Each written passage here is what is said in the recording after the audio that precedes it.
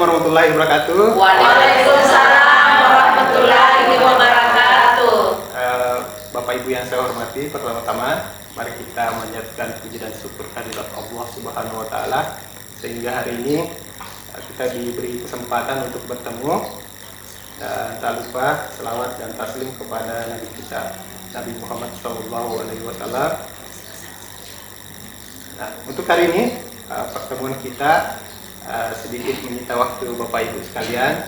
Di sini sebagai saya Mirwan, sebagai calon guru penggerak, itu akan berbagi praktik baik dan sedikit tentang sosialisasi budaya positif di sekolah. Nah, untuk hari ini sebelum kita memulai, saya minta kesediaan yang mewakili Bapak Kepala Sekolah, Ibu Wakil Kepala Sekolah bagian kurikulum, diminta dengan hormat untuk membuka acara kita hari ini. Baik, bismillahirrahmanirrahim. Assalamualaikum warahmatullahi wabarakatuh. Waalaikumsalam warahmatullahi wabarakatuh. Alhamdulillahirabbil alamin. Marilah kita tak henti-hentinya bersyukur kepada Allah Subhanahu wa taala karena pada hari ini salah satu dari guru kita yang mengikuti program guru penggerak dan dengan status sekarang calon guru penggerak akan melakukan diseminasi berbagi praktik baik dan sosialisasi budaya positif. Tibalah saatnya sekarang akan memaparkan bagaimana praktik baik atau aksi nyata yang akan dilakukan di sekolah nantinya. Dan marilah kita bersama mengirimkan sholawat beserta salam kepada junjungan Nabi kita Muhammad Sallallahu Alaihi Wasallam. Bapak Ibu yang saya hormati, dalam melakukan kegiatan ini kami minta kepada Bapak dan Ibu, mari kita mendukung teman kita yang calon guru penggerak ini untuk bagaimana menjalankan programnya, yaitu mensosialisasikan budaya positif. Tentu nanti kita akan membantu Pak Mirwan untuk mempraktekkan pada anak-anak kita bagaimana menanamkan keyakinan-keyakinan kepada peserta didik kita. Karena keyakinan-keyakinan itu berangkat daripada pembiasaan-pembiasaan apa yang sering dilakukan di sekolah, dan itulah menjadi pondasi budaya kita di sekolah ini. Nanti Pak Mirwan sebagai calon guru penggerak akan mengembangkan apa yang menjadi kebiasaan-kebiasaan kita di sini, pembiasaan-pembiasaan terhadap siswa kita. Dan alhamdulillah kalau di sekolah kita ini sudah banyak pembiasaan-pembiasaan positif yang dilakukan, dan itu tentu sudah dibudayakan juga, namun masih perlu ditingkatkan bagaimana supaya anak-anak itu mempunyai dasar keyakinan-keyakinan bahwa inilah yang dilakukan menjadi fondasi kita untuk membentuk karakter yang lebih positif lagi. Untuk itu pada hari ini, pada detik ini, marilah kita membuka atau memulai acara aksi nyata pada berbagi praktik baik dan sosialisasi budaya positif dengan mengucapkan basmalah. Untuk selanjutnya dipersilakan untuk Bapak Mirwan SPDMM untuk mensosialisasikan atau menyampaikan kepada kita apa yang sesungguhnya yang mau disosialisasikan tentang budaya positif itu. Tentunya peningkatan dari budaya sekolah kita ini bagaimana supaya menjadi lebih baik lagi. Dipersilakan. Baik, terima kasih Ibu atas sambutannya dan kesediaannya untuk membuka acara hari ini. Saya pribadi mengucapkan banyak terima kasih. Mohon izin Bapak Ibu saya berdiri untuk memaparkan materi saya hari ini. Nah, saya perkenalkan dulu, hari ini saya akan berbagi praktik baik dan sosialisasi budaya positif. Perkenalkan, nama saya Mirwan. Kemudian di sana ada fasilitator saya namanya Ibu Luli. Kemudian ada pengajar praktik saya, mungkin sering kita lihat, sering berkunjung ke sekolah, ada Ibu Enda. Nah, hari ini tentang budaya positif. Nah, apa sebenarnya itu budaya positif? Nah, budaya positif adalah salah satu tanggung jawab seorang guru. Nah, sebagai kita seorang guru, bagaimana menciptakan lingkungan yang positif? Nah, yang di dalam itu ada warga sekolah yang saling mendukung, saling belajar, saling bekerja sama sehingga tercipta kebiasaan-kebiasaan positif. Nah, dari kebiasaan itulah yang akan menciptakan budaya di sekolah. Nah, lanjut.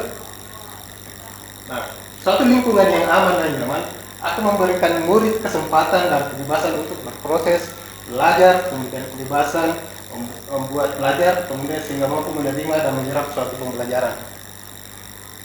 Nah, ini akan kita bahas sekitar ada 7. Yang pertama itu perubahan paradigma belajar, disiplin positif, motivasi perilaku manusia, kebutuhan dasar, posisi kontrol institusi, kemudian keyakinan kelas, dan yang terakhir segitiga restitusi. Mungkin agak sulit disebut ya. Nah, salah satu pendiri dan salah satu tokoh yang sangat berperan besar dalam tokoh sejarawan dalam dunia pendidikan yaitu Ki Hajar Dewantara telah menanamkan fondasi pendidikan bagi kita. Nah, Ki Hajar Dewantara menjelaskan bahwa menuntun segala kodrat yang ada pada anak-anak agar mereka dapat mencapai keselamatan dan kebahagiaan yang setinggi-tingginya baik sebagai manusia maupun sebagai anggota masyarakat. Oleh sebab itu, pendidik hanya dapat menuntun. Nah, tugas kita sebagai guru berdasarkan pemaparan dari Ki Hajar Dewantara itu menuntun. Jadi tugas kita itu menuntun berdasarkan paradigma yang dibangun oleh pemimpin padat kita di bidang pendidikan, Bapak Ki Hajar Dewantara. Nah, perubahan paradigma dalam menuntun laku dan pertumbuhan kodrat anak, Ki Hajar Dewantara mengibaratkan peran pendidik seperti seorang petani atau tukang kebun. Jadi di sini Ki Hajar Dewantara mengibaratkan bahwa kita sebagai seorang guru adalah seorang petani atau tukang kebun. Siswa adalah yang akan kita rawat, yang akan kita bibit, yang akan kita pupuk, yang akan kita tuntun. Nah, tumbuh kembangnya seorang anak tergantung dari kita sebagai seorang penuntunnya. Nah, di situ misalnya ada jagung kita tanam. Nah, tugas kita sebagai seorang petani itu merawatnya, memeliharanya, memberi pupuk dan sebagainya, sehingga menghasilkan sesuatu yang berkualitas. Nah, bagaimana dengan disiplin positif? Kata disiplin itu berasal dari bahasa Latin, disiplina, yang artinya belajar.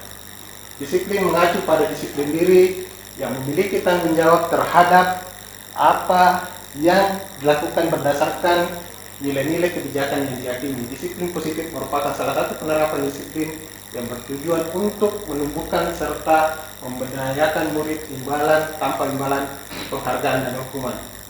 Nah, sebagai pendidik, tujuan kita dalam menciptakan murid yang memiliki disiplin diri sehingga mereka berperilaku mengacu kepada nilai-nilai kebajikan universal. Nah, lanjut. Nilai-nilai kebajikan universal itu mungkin tercermin dalam kalau di sekolah kita biasa disebut dengan P5, profil pelajar Pancasila. Di situ terdapat ada 6 elemen. Salah satunya adalah beriman dan bertakwa kepada Tuhan Yang Maha Esa, kemudian berkebinekaan global, mandiri, gotong royong dan sebagainya. Nah, ini bisa diperhatikan. Biasanya apa yang mendasari manusia itu berperilaku atau apa yang mendorong seseorang itu berbuat. Nah, di sini ada 3. Pertama, mungkin bisa kita lihat di murid atau peserta didik kita, kenapa mereka melakukan sesuatu. Yang pertama itu untuk menghindari ketidaknyamanan atau hukuman. Nah, ini yang paling banyak terjadi. Nah, siswa kita biasanya kita melihat dia melakukan sesuatu karena ini untuk menghindari ketidaknyamanan atau hukuman. Ini adalah tingkatan terendah dari motivasi. Jadi kalau dilihat dari sini bahwa motivasi paling rendah kita melakukan sesuatu karena takut akan hukuman. Ya. Kedua, kenapa kita melakukan sesuatu? Yang kedua ini untuk mendapatkan imbalan atau penghargaan dari orang lain. Nah, ini juga yang banyak terjadi. Kemudian yang ketiga, untuk menjadi orang yang mereka inginkan atau menghargai diri sendiri dengan nilai-nilai yang mereka percayai. Artinya kita melakukan karena yakin akan sesuatu. Kita meyakini maka kita melakukan hal-hal tersebut. Nah, mungkin akan kita cari atau menggali dari siswa kita atau peserta didik kita apa sebenarnya motivasi mereka melakukan sesuatu. Misalnya kita menyuruh untuk belajar, kenapa mereka belajar? Nah, mungkin dari ini ada masuk salah satunya. Apakah karena takut dihukum? Apakah karena ingin mengharapkan pujian? Atau terakhir karena betul-betul ingin belajar, ikhlas untuk melakukannya. Kemudian, nah, kebutuhan dasar manusia. Nah, ini yang mendasari kenapa sebenarnya kita hidup. Ada 5. Pertama, karena ingin bertahan hidup. Di situ ada makanan, pakaian, tempat tinggal, keamanan, kesehatan, dan sebagainya. Kemudian, kasih sayang dan rasa diterima. Rasa diterima itu dipedulikan dan menghargai sesama, dan ketiga ada penguasaan, harga diri, keinginan untuk dianggap, keinginan untuk memimpin, berprestasi, diakui, didengar. Kemudian ada kebebasan, mandiri, memiliki pilihan, mencoba hal baru, mampu mengendalikan arah dirinya. Dan terakhir kesenangan, ya seperti rekreasi, humor, keinginan melakukan sesuatu yang kita senangi. Lanjut. Nah, ini salah satu yang penting yang harus kita tahu, bagaimana pembentukan keyakinan kelas. Di keyakinan kelas, kita akan membuat keyakinan kelas. Pertama, bagi Bapak Ibu yang wali kelas bisa membuat keyakinan kelas itu berdasarkan, pertama, berupa pernyataan yang universal dalam bentuk pernyataan positif. Hendaknya tidak terlalu banyak sehingga mudah diingat dan dipahami oleh semua warga kelas. Kemudian yang kedua, mudah diterapkan di lingkungan tersebut. Kemudian warga kelas, ya, jadi semua warga kelas hendaknya ikut berkontribusi dalam pembuatan keyakinan kelas. Oke, nanti terakhir keyakinan kelas akan ditandatangani dan dipajang di dalam kelas. Contoh keyakinan kelas yang dibuat, misalnya setiap anggota kelas perlu belajar, kemudian senang, tugas, saling menghargai, merasa aman, kemudian selalu bersikap positif, senantiasa menjadi diri terbaik, kemudian percaya dan menghormati orang lain serta barang miliknya. Ada juga di situ, saling menghormati, bekerja. Kami meyakini bahwa sangat penting untuk mengerjakan segala pekerjaan dan mengikuti kegiatan yang telah dikasih. Oke, saya kira mudah dipahami. Oke, kemudian posisi kontrol. Nah, kita sebagai guru itu memiliki peran memainkan posisi kontrol ini. Nah, pertama itu misalnya, nah mungkin bisa direnungkan di diri kita bahwa ternyata ini yang selama ini yang saya lakukan. Yang pertama itu memposisikan diri sebagai penghukum. Ada siswa saya hukum, misalnya lari keliling lapangan, itu posisi kita sebagai penghukum. Kemudian yang kedua, membuat merasa bersalah. Artinya kita membuat anak itu betul-betul merasa bersalah atas apa yang telah dilakukan. Nanti saya jelaskan lebih jauh. Memposisikan diri sebagai teman, pemantau, manajer. Mari kita bahas satu-satu. Pertama, sebagai penghukum. Apa yang terjadi jika kita menghukum anak-anak? Nah, seorang penghukum bisa menggunakan hukuman fisik maupun verbal. Menghukum itu bukan hanya fisik, ya, bisa juga verbal dengan kata-kata kasar, menghujat, mengumpat, dan sebagainya. Kemudian, nah ini yang biasa terjadi. Ada suaranya tinggi, bahasa tubuh, mata melotot, jari menunjuk, menghardik. Nah, mungkin sering kita temui. Kemudian, ini akan terjadi. Kemungkinan murid marah-marah, mendengarkan, atau bersifat agresif. Nah, bisa jadi sesudah kembali duduk, murid tersebut akan mencoret-coret bukunya, atau mejanya, tulisannya, dan kemungkinan akan melakukan pelampiasan terhadap hukuman yang telah diberikan. Dan itu sangat berdampak terhadap peserta didik kita. Mungkin secara psikis atau fisik mungkin akan berdampak jika kita memposisikan diri sebagai seorang penghukum. Kemudian, nah ini mungkin saya sering pakai ini dulunya, membuat merasa bersalah. Nah, pada posisinya biasanya guru akan bersuara lebih lembut, membuat merasa bersalah akan menggunakan keinginan yang membuat orang lain merasa tidak nyaman. Nah, ada suaranya biasa memelas, yang begitu. Nah, jadi kita seakan-akan menghukumi anak, dia merasa bersalah. Nah, kemudian ini yang terjadi, murid akan merasa bersalah telah mengecewakan ibu atau bapak gurunya. Murid akan merasa menjadi orang yang gagal melakukan sesuatu.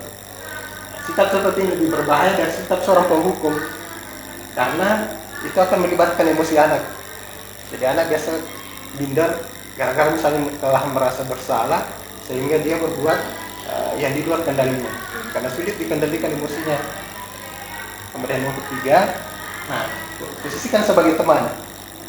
Jadi, nah ini juga mari kita lihat pada posisi ini tidak akan menyakiti murid, namun akan tetap berupaya mengontrol murid melalui persuasi. Posisi ini teman guru biasa negatif maupun positif.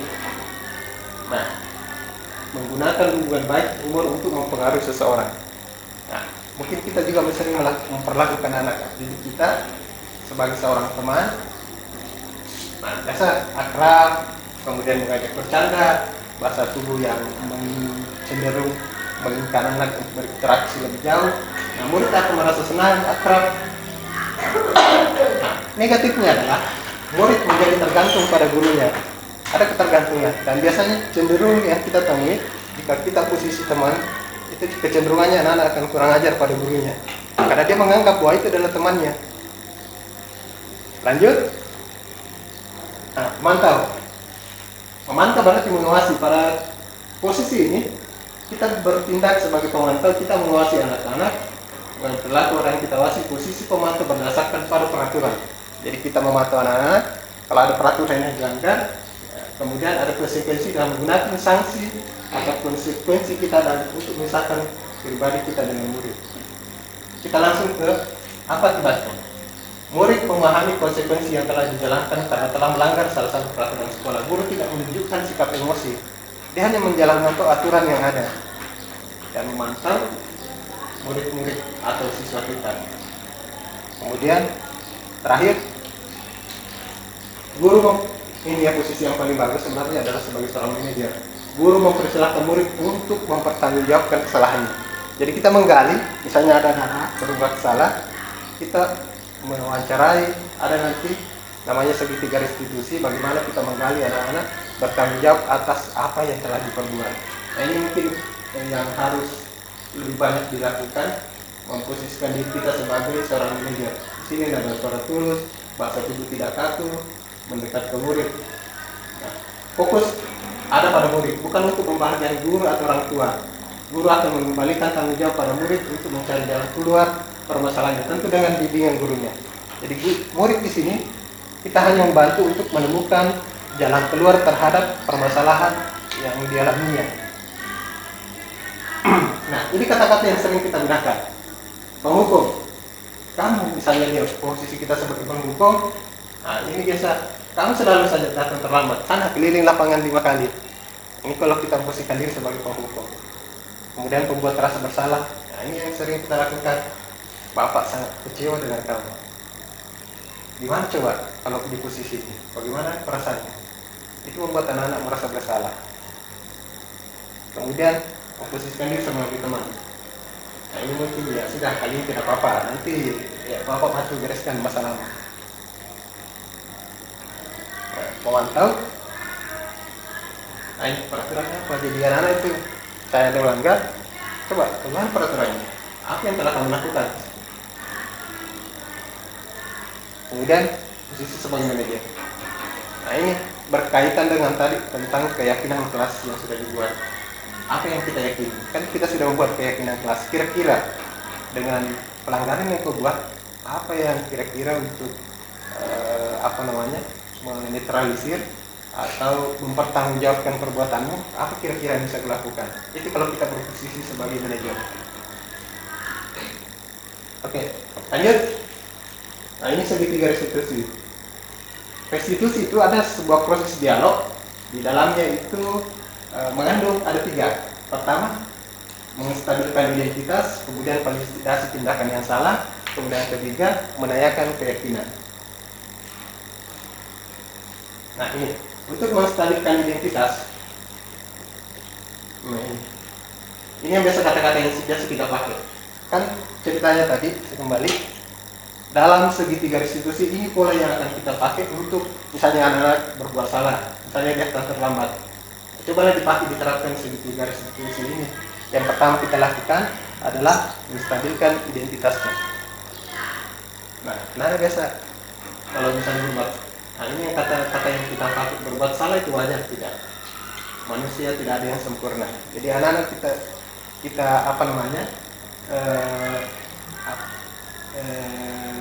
stabilkan identitasnya. Mungkin dari kata-kata ini bisa menggambarkan bahwa, nah ini misalnya kita bisa menyelesaikan masalah ini. Jadi anak-anak merasa bahwa saya sama guru saya. dia tidak merasa sendirian terhadap masalah yang dihadapi. Itu maksud saya. Kemudian yang kedua, validasi tindakan yang salah. Nah, misalnya anak melanggar, jadi kita tanya dulu, gali kenapa dia berbuat seperti itu. Pasti kamu punya alasan kenapa berbuat atau terlambat seperti ini. Nah, itu tidak langsung kita hukum atau sanksi, jadi kita harus validasi dulu tindakannya. Kemudian terakhir, menanyakan keyakinan. Misalnya kita tadi sudah membuat keyakinan kelas, yakin tidak keyakinan kelas yang sudah kita buat? Apa salah satunya? Misalnya itu ini. Nah, keyakinan kelas, disitulah kita masuk di posisi seperti ini, menanyakan keyakinan.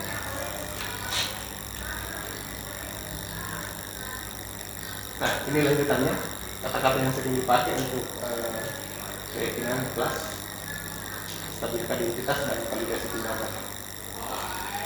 Nah, ini contoh saya coba praktekkan, meskipun pakai skenario. Oke, mungkin ada yang mau ditanyakan? Oke, silakan Bu. Iya, silakan. Boleh. Assalamualaikum warahmatullahi wabarakatuh. Terima kasih atas kesempatan yang diberikan. Waalaikumsalam warahmatullahi wabarakatuh. Tadi Bapak menyampaikan bahwa ada 5 posisi kontrol restitusi, ya, ada 5 posisi kontrol restitusi, ada penghukum, pembuat rasa bersalah, teman, pemantau, dan manajer. Nah, sebagai pendidik, kira-kira mana di antara kelima posisi kontrol tersebut yang bisa kita terapkan atau pas kita terapkan apabila kita menemui peserta didik yang bisa? Apakah karena ingin mengharapkan ujian, atau terakhir karena betul-betul ingin belajar, ikhlas untuk melakukannya. Nah, kemudian, kebutuhan dasar manusia. Nah, ini yang mendasari kenapa sebenarnya kita hidup. Ada 5. Pertama, karena ingin bertahan hidup. Di situ ada makanan, pakaian, tempat tinggal, keamanan, kesehatan, dan sebagainya. Kemudian kasih sayang dan rasa diterima. Rasa diterima itu dipedulikan, saling menghargai sesama, dan ketiga ada penguasaan. Harga diri, keinginan untuk dianggap, keinginan untuk memimpin, berprestasi, diakui, didengar. Kemudian ada kebebasan, mandiri, memiliki pilihan, mencoba hal baru, mampu mengendalikan arah dirinya. Dan terakhir, kesenangan, ya seperti rekreasi, humor, keinginan melakukan sesuatu yang kita senangi. Lanjut. Nah, ini salah satu yang penting yang harus kita tahu, bagaimana pembentukan keyakinan kelas.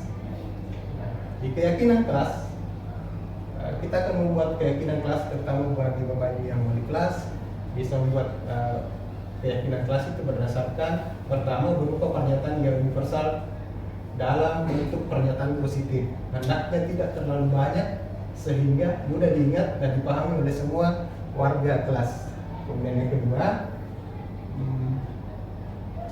mudah diterapkan di lingkungan tersebut. Kemudian warga kelas, ya, jadi semua warga kelas hendaknya ikut berkontribusi dalam pembuatan keyakinan kelas.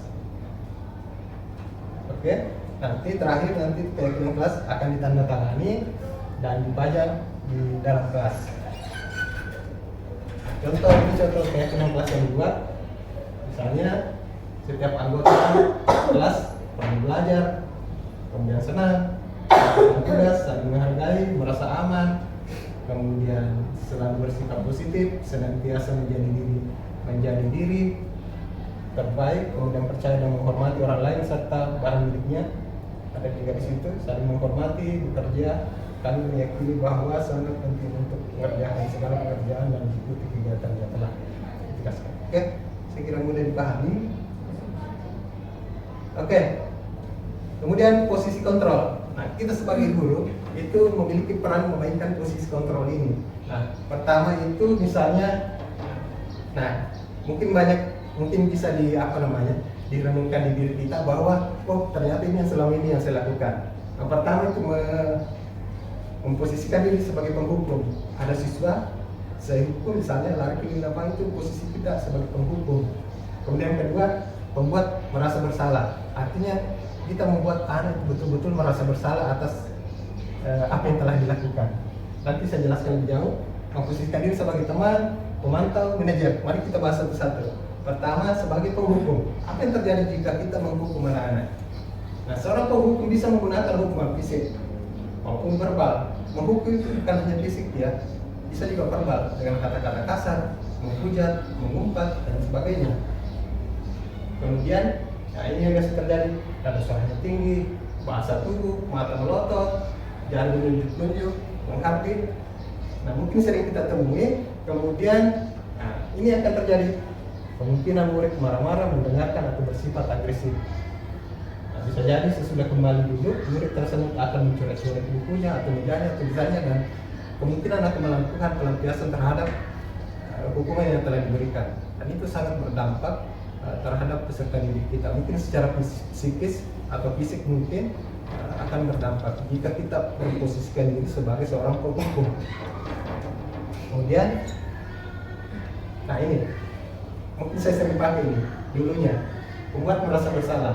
Nah, pada posisi biasanya guru akan bersuara lebih lembut, membuat merasa bersalah akan menggunakan keheningan yang membuat orang lain merasa tidak nyaman.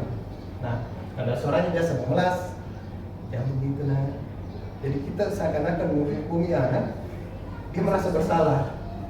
Nah, kemudian ini yang terjadi, murid akan merasa bersalah telah mengecewakan ibu atau bapak gurunya. Murid akan merasa menjadi orang yang gagal melakukan sesuatu. Nah, sikap seperti ini lebih berbahaya dari sikap seorang penghukum, karena itu akan melibatkan emosi anak. Jadi anak biasa minder gara-gara misalnya telah merasa bersalah sehingga dia berbuat yang di luar kendalinya, karena sulit dikendalikan emosinya. Kemudian yang ketiga, nah, posisikan sebagai teman. Jadi, nah ini juga mari kita lihat, pada posisi ini tidak akan menyakiti murid, namun akan tetap berupaya mengontrol murid melalui persuasi. Posisi ini teman biasa negatif maupun positif. Nah, menggunakan hubungan baik humor untuk mempengaruhi seseorang. Nah, mungkin kita juga sering memperlakukan anak didik kita sebagai seorang teman. Nah, biasa akrab, kemudian banyak bercanda, bahasa tubuh yang cenderung menginginkan anak untuk berinteraksi lebih jauh. Nah, murid akan merasa senang, akrab. Nah, negatifnya adalah murid menjadi tergantung pada gurunya. Ada ketergantungan, dan biasanya cenderung yang kita temui jika kita posisi teman, itu kecenderungannya anak akan kurang ajar pada gurunya, karena dia menganggap bahwa itu adalah temannya. Lanjut, memantau berarti mengawasi. Pada posisi ini kita bertindak sebagai pemantau, kita mengawasi anak-anak dengan perilaku orang yang kita awasi. Posisi pemantau berdasarkan pada peraturan. Jadi kita memantau anak-anak, kalau ada peraturan yang dilanggar, kemudian ada konsekuensi dan menggunakan sanksi atau konsekuensi kita dan untuk misalkan pribadi kita dengan murid. Kita langsung ke apa akibatnya. Murid memahami konsekuensi yang telah dijalankan karena telah melanggar salah satu peraturan sekolah. Murid tidak menunjukkan sikap emosi, dia hanya menjalankan aturan yang ada dan memantau murid-murid atau siswa kita. Kemudian terakhir, guru, ini yang posisi yang paling bagus sebenarnya adalah sebagai seorang manajer. Guru mempersilahkan murid untuk mempertanggungjawabkan kesalahannya. Jadi kita menggali, misalnya ada berbuat salah, kita mewawancarai, ada nanti namanya segitiga restitusi, bagaimana kita menggali anak-anak bertanggung jawab atas apa yang telah diperbuat. Nah, ini mungkin yang harus lebih banyak dilakukan, memposisikan diri kita sebagai seorang manajer. Sini ada suara tulus, bahasa tubuh tidak kaku, mendekat ke murid. Nah, fokus ada pada murid, bukan untuk membahagiakan guru atau orang tua. Guru akan mengembalikan tanggung jawab pada murid untuk mencari jalan keluar permasalahannya, tentu dengan bimbingan gurunya. Jadi murid di sini kita hanya membantu untuk menemukan jalan keluar terhadap permasalahan yang dialaminya. Nah, ini kata-kata yang sering kita gunakan. Penghukum, kamu misalnya lihat posisi kita sebagai penghukum. Nah, ini biasa, kamu selalu saja datang terlambat, sana keliling lapangan 5 kali. Ini kalau kita memposisikan diri sebagai penghukum. Kemudian membuat rasa bersalah. Nah, ini yang sering kita lakukan. Bapak sangat kecewa dengan kamu. Gimana coba kalau di posisi ini? Bagaimana perasaanmu? Itu membuat anak-anak merasa bersalah. kemudian memposisikan diri sebagai teman. Nah ini mungkin ya sudah, tadi tidak apa-apa, nanti ya Bapak bantu bereskan masalahnya. Memantau. Nah ini peraturannya, pendidikan anak itu saya yang melanggar, coba perubahan peraturannya, apa yang telah kamu lakukan? Kemudian posisi sebagai manajer. Nah ini berkaitan dengan tadi tentang keyakinan kelas yang sudah dibuat. Apa yang kita yakini? Kan kita sudah membuat keyakinan kelas. Kira-kira dengan pelanggaran yang kau buat, apa yang kira-kira untuk menetralisir atau mempertanggungjawabkan perbuatanmu, apa kira-kira yang bisa dilakukan? Itu kalau kita berposisi sebagai manajer. Oke, lanjut. Nah ini segitiga restitusi. Restitusi itu ada sebuah proses dialog. Di dalamnya itu mengandung ada 3. Pertama, menstabilkan identitas, kemudian validasi tindakan yang salah, kemudian ketiga, menanyakan keyakinan. Nah ini, untuk menstabilkan identitas, ini yang biasa kata-kata yang biasa kita pakai. Kan ceritanya tadi, kembali, dalam segitiga restitusi ini pola yang akan kita pakai untuk misalnya anak-anak berbuat salah, misalnya dia datang terlambat. Cobalah dipakai, diterapkan segitiga restitusi ini. Yang pertama kita lakukan adalah menstabilkan identitasnya.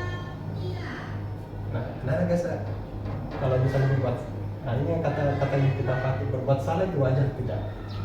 Manusia tidak ada yang sempurna. Jadi anak-anak kita apa namanya? Stabilkan identitasnya. Mungkin dari kata-kata ini bisa menggambarkan bahwa, nah ini misalnya kita bisa menyelesaikan masalah ini. Jadi anak-anak merasa bahwa saya sama guru saya, dia tidak merasa sendirian terhadap masalah yang dihadapi. Itu maksudnya. Kemudian yang kedua, validasi tindakan yang salah. Nah, misalnya anak melanggar, jadi kita ditanya dulu, gali kenapa dia berbuat seperti itu. Pasti kamu punya alasan kenapa berbuat terlambat seperti ini. Nah, itu tidak langsung kita hukum atau sanksi. Jadi kita harus validasi dulu tindakannya. Kemudian terakhir, menanyakan keyakinan. Misalnya kita tadi sudah membuat keyakinan kelas, yakin tidak keyakinan kelas yang sudah kita buat? Apa salah satunya? Misalnya itu ini. Nah, keyakinan kelas. Disitulah kita masuk di posisi seperti ini, menanyakan keyakinan.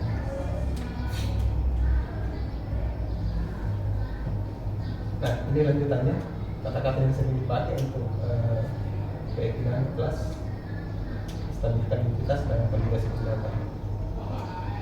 Nah, ini contoh saya coba praktekkan, meskipun pakai skenario. Oke. Mungkin ada yang mau ditanyakan? Oke, silakan Bu. Iya, silakan. Boleh. Assalamualaikum warahmatullahi wabarakatuh. Terima kasih atas kesempatan yang diberikan. Waalaikumsalam warahmatullahi wabarakatuh. Tadi Bapak menyampaikan bahwa ada 5 posisi kontrol restitusi, ya. Ada 5 posisi kontrol restitusi, ada penghukum, pembuat rasa bersalah, teman, pemantau, dan manajer. Nah, sebagai pendidik, kira-kira mana di antara kelima posisi kontrol tersebut yang bisa kita terapkan atau pas kita terapkan apabila kita menemui peserta didik yang misalnya melakukan pelanggaran? Terima kasih. Oke, baik Bu, terima kasih. Pertanyaan sangat bagus sekali. Di antara 5 posisi kontrol, mungkin ya secara tidak sadar menggunakan metode hukum, membuat rasa bersalah, teman, pemantau. Nah, pada dasarnya, jika kita ingin menggunakan ini, posisi paling bagus adalah seorang manajer. Mari kita lihat kalau ketika kita berposisi sebagai seorang manajer. Nah, terkait untuk menerapkan tagih restitusi, dia sebenarnya bagusnya di posisi manajer. Ini. Nah, guru ketika menghadapi sebuah masalah itu akan meminta murid untuk mempertanggungjawabkan perilakunya, kemudian mendukung. Kita berikan dukungan kepada murid untuk menemukan solusi atas apa yang telah diperbuatnya. Jadi kita murid tidak merasa dihakimi atas perbuatannya, tidak merasa dihukum, karena dia sendiri yang memiliki keinginan. Ada namanya motivasi intrinsik. motivasi dari dalam dirinya bahwa oh salah kami memang, saya harus perbaiki perbuatan saya. Dan ketika dia mempertanggungjawabkan perbuatannya, dia bisa kembali ke misalnya dia berbuat salah di temannya. Ketika dia melakukan ini, melakukan pertanggungjawaban atas apa yang dilakukannya berdasarkan motivasi dalam dirinya, dia akan bisa kembali ke temannya dan diterima dengan baik. Beda ketika kita melakukan penghukuman misalnya, itu akan jauh berbeda sekali. Atau kita memposisikan posisi kontrol yang lain, akan sangat jauh berbeda ketika kita memposisikan diri sebagai seorang manajer.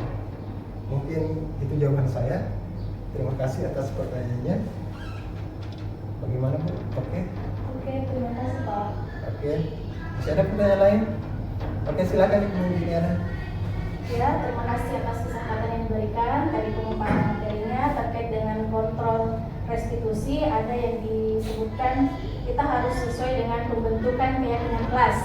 Nah, pertanyaan saya, apakah sama antara keyakinan kelas dengan peraturan kelas yang dibuat siswa dalam kelas? Terima kasih. Oke. Terima kasih Bu Juliana. Nah, ini pertanyaan juga banyak ditanyakan, bagaimana dengan keyakinan kelas? Apakah sama dengan tata tertib sekolah atau aturan-aturan kelas? Mirip tapi tidak sama. Yang berbeda adalah kata-kata yang digunakan. Coba lihat, mungkin saya paparkan dulu contohnya. Sebenarnya ini dilakukan, misalnya kita sebagai seorang wali kelas, kita menghadirkan semua anak, meminta semua pendapatnya untuk membuat keyakinan kelas. Nah, apa yang berbeda? Nah ini, biasanya ketika kita membuat keyakinan kelas, kita akan selalu menggunakan kalimat-kalimat positif. Contoh berbeda ketika misalnya di peraturan kelas. Biasanya itu menggunakan kalimat negatif. Misalnya kata jangan, misalnya jangan merokok. Jadi itu, ya, itu yang berbeda ketika kita menggunakan keyakinan kelas. Biasanya menggunakan kalimat-kalimat positif, mudah dipahami, anak-anak cenderung menerima dengan dan meyakini bahwa inilah yang benar. Makanya kita gunakan keyakinan kelas. Nah, ini contoh misalnya, setiap anggota kelas berperilaku belajar, senang, melakukan tugas, saling menghargai, merasa aman. Nah, ketika misalnya ada anak-anak melakukan pelanggaran, menggunakan restitusi, nah misalnya bagaimana nak? Kira-kira keyakinan kelas yang sudah kita buat ada tidak? Atau kamu melakukan tidak? Ya tidak sesuai dengan keyakinan kelas yang sudah kita buat. Misalnya dia tidak belajar. Kita sudah menyepakati di keyakinan kelas bahwa setiap anggota kelas perlu belajar. Sementara kamu tidak belajar. Nah, itu mungkin yang berbeda ketika kita menggunakan keyakinan kelas dengan peraturan kelas. Oke. Bagaimana Ibu Juliana? Oke. Baik, terima kasih. Mungkin cukup ya. Saya kira cukup pertanyaan untuk hari ini. Nah, selanjutnya penutup. Ini penutup dari saya. Dalam menerapkan program budaya positif, hendaknya pendidik memiliki standar pedagogik, kepribadian, sosial dan profesional yang baik, di mana guru mampu merefleksikan dirinya dalam posisi kontrol saat ini. Bagaimana dirinya menjadi awam atau manajer yang hanya melakukan pelanggaran. Terima kasih. Oke, baik Bu, terima kasih.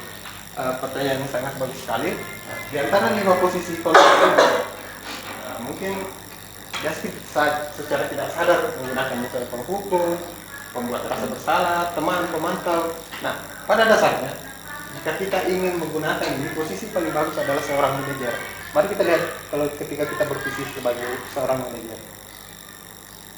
Nah, terkait untuk menerapkan time restitusi, dia sebenarnya bagusnya di posisi manajer. Gini. Nah, guru ketika menghadapi sebuah masalah itu akan meminta murid untuk mempertanggungjawabkan perilakunya, kemudian kita berikan dukungan kepada murid untuk menemukan solusi atas apa yang telah diperbuatnya. Jadi murid tidak merasa dihakimi atas perbuatannya, tidak merasa dihukum, karena dia sendiri yang memiliki keinginan. Ada namanya motivasi intrinsik, motivasi dari dalam dirinya bahwa oh salah kami memang, saya harus perbaiki perbuatan saya. Dan ketika dia mempertanggungjawabkan perbuatannya, dia bisa kembali ke misalnya dia berbuat salah di temannya. Ketika dia melakukan pertanggungjawaban atas apa yang dilakukannya berdasarkan motivasi dalam dirinya, dia akan bisa kembali ke temannya dan diterima dengan baik. Beda ketika kita melakukan penghukuman misalnya. itu akan jauh berbeda sekali. Atau kita memposisikan posisi kontrol yang lain akan sangat jauh berbeda ketika kita memposisikan diri sebagai seorang manajer. Mungkin itu jawaban saya. Terima kasih atas pertanyaannya. Bagaimana Bu? Oke. Oke, terima kasih Pak. Oke. Masih ada pertanyaan lain? Oke, silakan Ibu Liliana.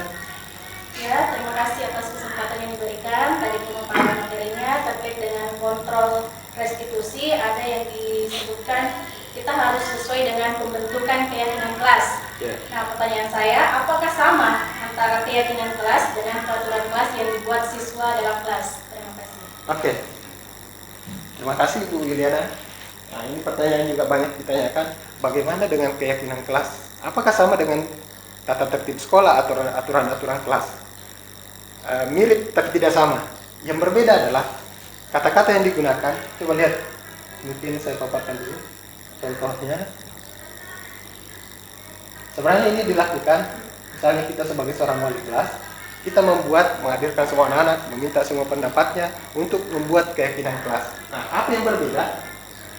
Nah ini, biasanya ketika kita membuat keyakinan kelas, kita akan selalu menggunakan kalimat-kalimat positif. Contoh berbeda ketika misalnya di peraturan kelas. Biasanya itu menggunakan kalimat negatif. Misalnya kata jangan. Misalnya jangan merokok. Jadi itu ya, itu yang berbeda ketika kita menggunakan keyakinan kelas. Biasanya menggunakan kalimat-kalimat positif, mudah dipahami, anak-anak cenderung menerima dengan dan meyakini bahwa inilah yang benar. Makanya kita gunakan keyakinan kelas. Ini contoh misalnya, setiap anggota kelas berperilaku belajar, senang, melakukan tugas, saling menghargai, merasa aman. Nah, ketika misalnya ada anak-anak melakukan pelanggaran, menggunakan restitusi, nah misalnya bagaimana nak? Kira-kira keyakinan kelas yang sudah kita buat ada tidak? Atau kamu melakukan tidak? Yang tidak sesuai dengan keyakinan kelas yang sudah kita buat. Misalnya dia tidak belajar. Kita sudah menyepakati di keyakinan kelas bahwa setiap anggota kelas perlu belajar. Sementara kamu tidak belajar. Nah, itu mungkin yang berbeda ketika kita menggunakan keyakinan kelas dengan peraturan kelas. Oke. Bagaimana Ibu Liliana? Baik, terima kasih. Mungkin cukup ya. Saya kira cukup pertanyaan untuk hari ini. Nah, selanjutnya penutup. Ini penutup dari saya.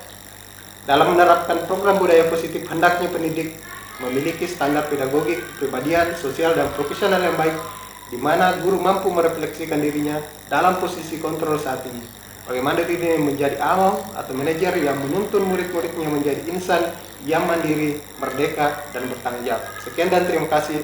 Assalamualaikum warahmatullahi wabarakatuh. Untuk terakhir, minta kesediaan Bapak Ibu, Wakil Kepala Sekolah bagian urusan kurikulum yang mewakili Bapak Kepala Sekolah yang berhalangan hadir hari ini, mohon kesediaan untuk menutup acara kita hari ini. Terima kasih.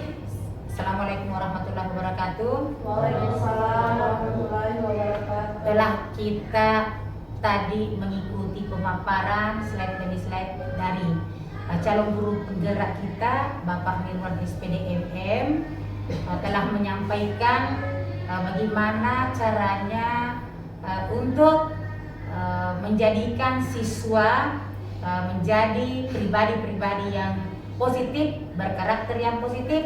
Tentunya tadi harus diantar atau menggiring anak kita untuk memiliki keyakinan-keyakinan tadi supaya mereka itu tidak merasa tertekan, selalu merasa nyaman, percaya diri untuk mengikuti pembelajaran. Terima kasih kepada Bapak Ibu guru telah mengikuti dengan seksama dan telah mendukung guru kita yang mengikuti program calon guru penggerak. Semoga apa yang dipaparkan tadi bisa dipraktikkan di kelas sehingga apa yang menjadi tujuan pembelajaran kita, tujuan pendidikan kita insya Allah bisa tercapai. Akhirnya kami akhiri dan kita tutup kegiatan ini dengan mengucapkan hamdalah. Alhamdulillahirrahmanirrahim. Assalamualaikum warahmatullahi wabarakatuh. Waalaikumsalam.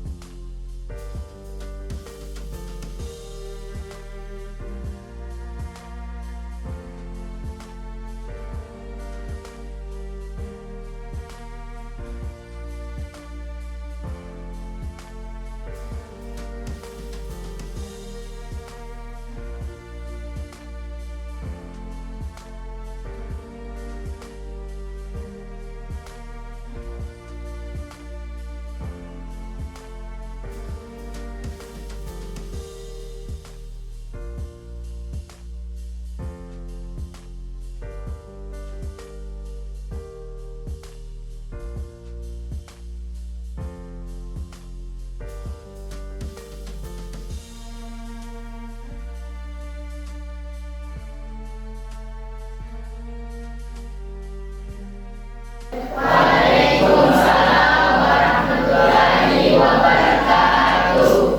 nanti yang saya banggakan hari ini gimana kabarnya? Mudah-mudahan masih semangat ya hari ini. Kita akan membuat sebuah keyakinan kelas namanya. Nah, keyakinan kelas mungkin pernah dengar? Mari ya. Keyakinan kelas. Nah, keyakinan kelas itu yang mungkin kita sering dengar itu adalah peraturan kelas. Nah, itu sangat berbeda. Nah, mungkin secara gambar sederhana dulu bahwa kalau keyakinan kelas itu selalu menggunakan kalimat-kalimat yang positif. Nah, sangat berbeda ketika dia menggunakan peraturan kelas. Kalau peraturan kelas misalnya ini, apa yang biasa kelas peraturan kelas? Misalnya dilarang nyontek, ya contoh. Nah, itu masuk di peraturan kelas. Atau dilarang membuli, itu menjadi peraturan kelas. Nah, kalau keyakinan kelas berbeda, menggunakan kalimat positif seperti ini. Saling menghormati sesama warga kelas. Itu saya satu menggunakan kalimat positif. Sehingga keyakinan kelas ini terbentuk dari kesepakatan bersama menjadi keyakinan dalam satu kelas. Dan itu harus dilaksanakan apa yang menjadi keyakinan kelas kita. Nah, untuk hari ini kita akan mereview sedikit bagaimana kondisi kelas kita saat ini. Kalau nanti mau berkomentar bagaimana kondisi kelas kita saat ini. Seperti kita sidang 2-3 orang untuk berpendapat. Waalaikumsalam warahmatullahi wabarakatuh. Pak, di kelas saya sering terjadi murid yang telat masuk kelas. Oke, baik, terima kasih atas sedikit reviewnya tentang di kelas. Banyak siswa yang sering terlambat masuk ya. Oke.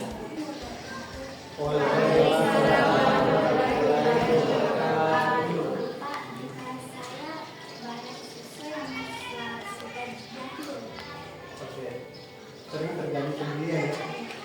Oke, baik, terima kasih. Silahkan dulu.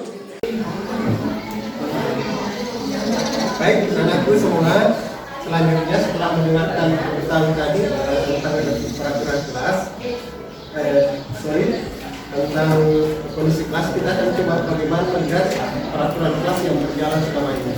Mungkin ada satu orang yang bisa memberikan tanggapan, silahkan. Assalamualaikum warahmatullahi wabarakatuh. Waalaikumsalam warahmatullahi wabarakatuh. Baik, di kelas saya sudah ada peraturan, tetapi banyak yang melanggar. Contohnya, mereka sering melakukan pembulian. Terima kasih. Oke, baik, terima kasih sudah memberikan pendapat bagaimana kondisi kelas dihubungkan dengan peraturan kelas. Untuk selanjutnya adalah semua ini dalam peraturan keyakinan kelas itu yang akan kita buat, kita akan mencoba kita berusaha membuat sebuah kondisi di mana kelas yang kita tempati sekarang ada hal-hal yang ingin kita capai. Misalnya ini, saya punya keinginan tentang kelas impian saya. Kira-kira di benaknya apa kondisi kelas yang kamu impikan sekarang? Contoh misalnya, saya ingin kelas yang tertib, di dalamnya tidak ada siswa yang saling membuli. Pasti semua punya impian tentang kelas yang ada sekarang. Dan minta kesediaan mungkin 1-2 orang untuk memberikan pendapat. Assalamualaikum warahmatullahi wabarakatuh. Waalaikumsalam. Baik, saya ingin kelas saya bersih dan tidak tidur. Oke, baik, terima kasih. Jadi ini kelas impiannya dia memiliki kelas yang bersih dan dan tertib. Jadi selama proses pembelajaran dia ini kelasnya dalam kondisi yang bersih, terus kemudian kondisi kelasnya yang kondusif pada saat proses pembelajaran. Kita perhatikan di atas bahwa bagaimana penerapan nilai positif dengan membuat keyakinan kelas. Nah di sini keyakinan kelas itu merupakan sebuah nilai kebajikan universal yang telah disepakati secara tersirat dan tersurat. Lepas dari adanya latar belakang suku, negara, kemudian bahasa maupun agama, keyakinan kelas itu nanti kita akan buat secara bersama-sama dengan seluruh siswa yang mempunyai nilai-nilai kebajikan yang dapat dipercaya. Ya, next. Nah, ini tujuannya. Apa tujuan kita sebenarnya mewujudkan keyakinan kelas? Mewujudkan Merdeka Belajar pada anak-anak akan diberi kebebasan untuk menggunakan pendapat tentang keyakinan kelas apa saja yang mereka inginkan, serta mengembangkan ide, pendapat, dan juga gagasan mereka secara demokratis. Kemudian alhamdulillah,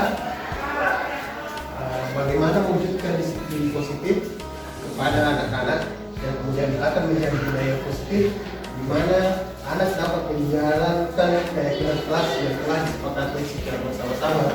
Yang ketiga, bagaimana membentuk karakter yang positif terhadap anak, dan ketiga, dapat menumbuhkan adanya semangat belajar kepada anak. Bisa dipahami ya? Nah ini contoh keyakinan kelas. Jadi nanti sebentar akan saya bagikan stiker untuk menuliskan apa-apa saja keyakinan kelas yang kamu berikan. Nah ini ada contohnya: saling menghormati dan menyayangi, kemudian mandiri dan tulis nanti. Contoh misalnya, saya ingin kelas yang disiplin, di mana di dalamnya kelas yang kondusif, misalnya kelas yang kondusif tidak ada yang terlambat, rajin sholat pagi, kemudian pulang tepat waktu dan sebagainya. Bisa dipahami ya? Jadi kalau nanti dituliskan apa saja yang menjadi impian kalian. Nah, tuliskan apa kelas yang kalian inginkan secara kelas yang bersih, tolong kasih keterangan di sini. Baik, coba ini saya kasih satu ya. Silakan ditulis. Pasti tuliskan apa kelas yang kalian inginkan. Kelas yang bersih, tolong kasih keterangan di sini. Baik, coba ini saya kasih satu ya. Silakan ditulis apa yang menjadi harapan kalian kepada keyakinan kelas yang akan kita buat.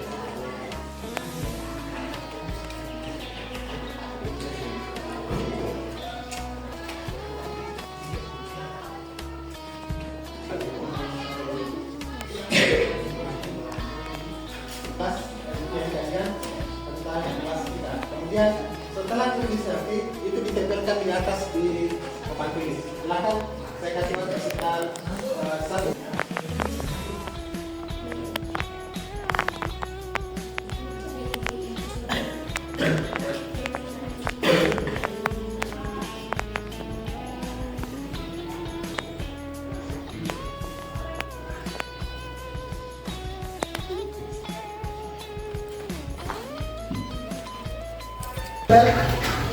Ini ya. Silakan, tempel di sini sudah. Ya. Ya, silakan. Ya, tempel di sini. Lengkap ya. Oke, silakan. Sudah lagi. Ya. Oke, silakan. Ya. Oke, silakan.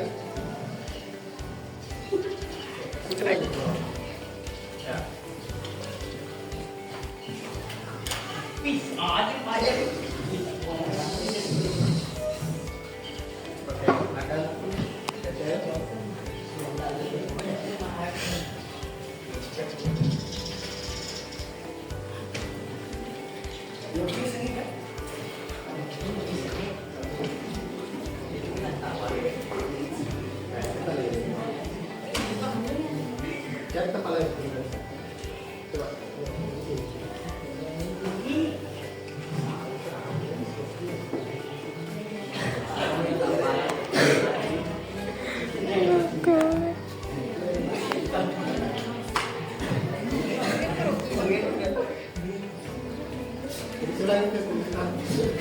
Kita menjadi apa yang sesuai dengan yang sama.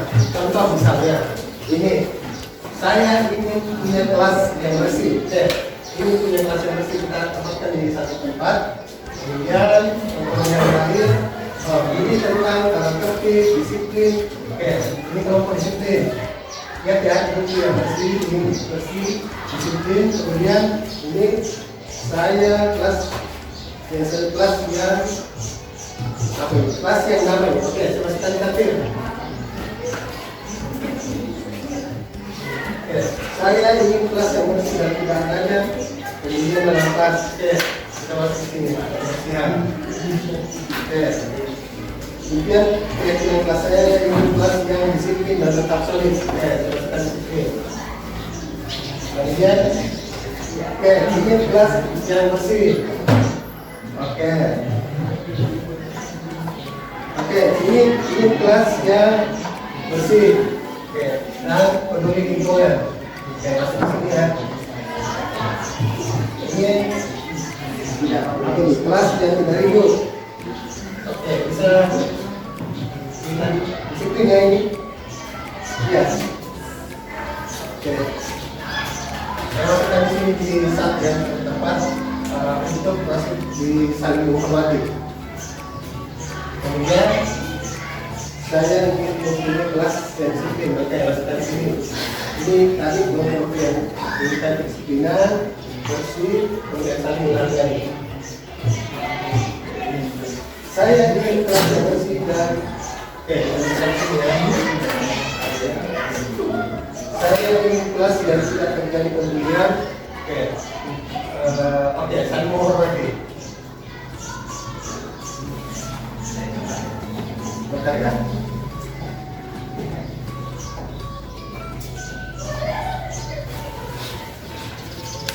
Oke, ini ada tidak terlambat datang ke sekolah, belajar lebih disiplin lagi. Disiplin. Kita coba simpulkan ada 4 keyakinan pasti yang harus kita buat. Yang pertama itu memberikan rasa hormat. Rasa hormat di sini meyakini bahwa sangat penting untuk saling menghormati kepada semua warga kelas dan menghargai barang milik orang lain.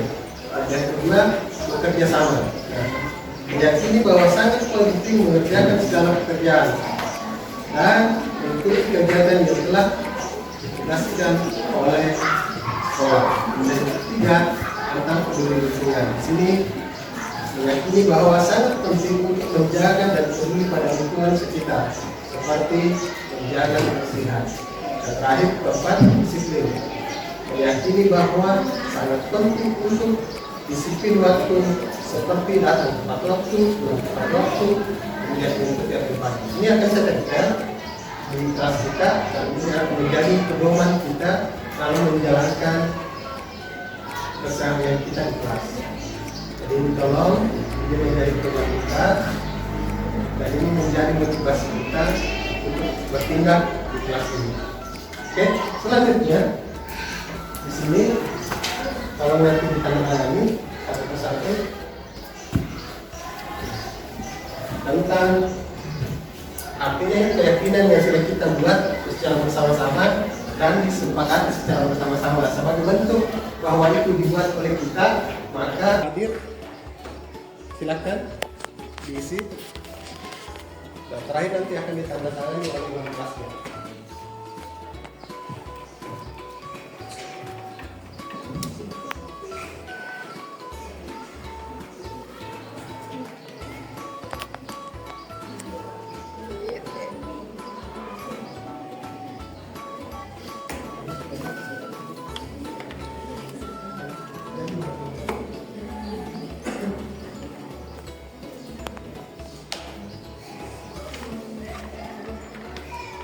Bertindak di kelas kita dan mudah-mudahan ini menjadi pembelajaran bagi kita dan ini menjadi petunjuk dalam melakukan segala aktivitas di kelas. Kalau ini sebagai keyakinan kelas menjadi pedoman. Terima kasih. Sekian cukup hari ini. Assalamualaikum warahmatullahi wabarakatuh. Waalaikumsalam warahmatullahi